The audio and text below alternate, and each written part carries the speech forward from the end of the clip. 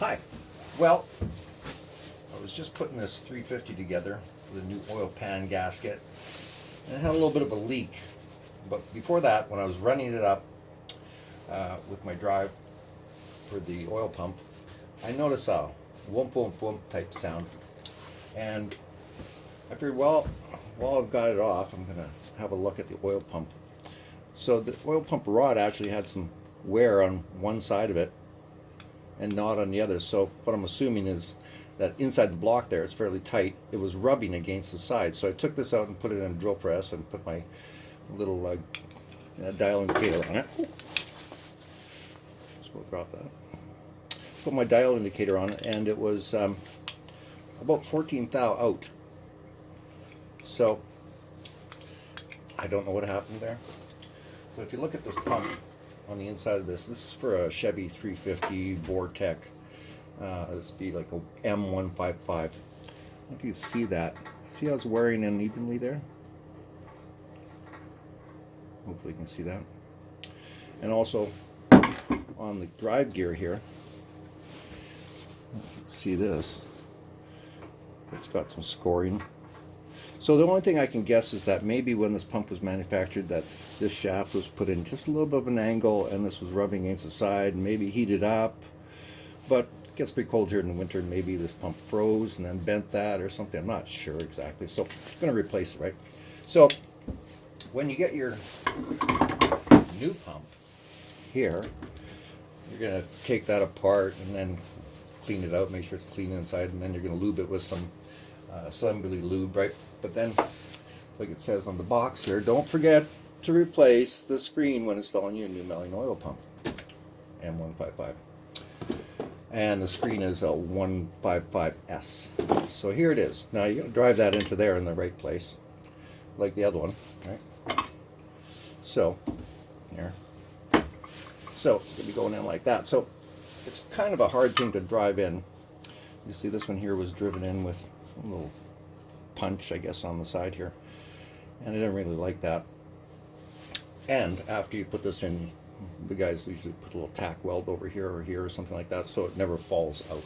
I guess that's the thing. So what I did is I made a tool. And this is the tool. I took a set of my welding pliers, and I bought a collar. You can see the hole there. It's like a shaft collar. 3/4 of an inch is what works on this pipe. And took the set screw out. Don't need that. And what I did is I ground, or actually cut with a disc, and I cut a little bit off of each side in there.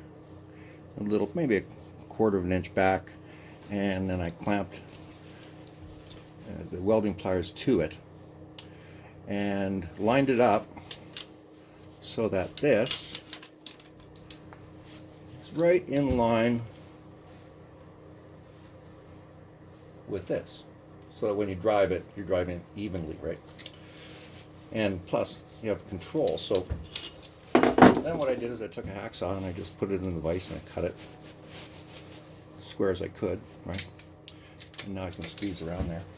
So now I can take my screen, clamp it on there, and I have full control of how I position it. And I'll start it and then put it into the oil pan and put a little bit of silly putty or plasticine on there. Get it probably like a 1/4 inch away from the bottom here, maybe a 1/4, 3/8, something like that.